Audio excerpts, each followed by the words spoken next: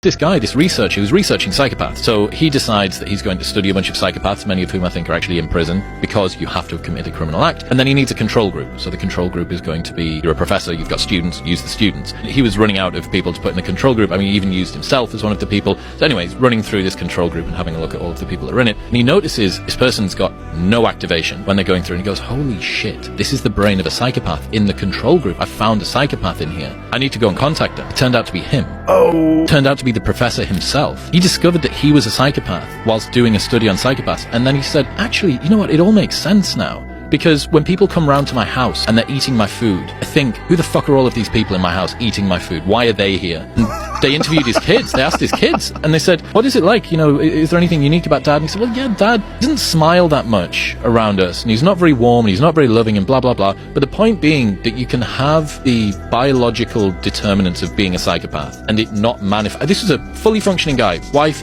kids, career, didn't smile much, wasn't happy when people ate his food, but like broadly fine. But he had essentially the same raw materials as the person was murdering Joe.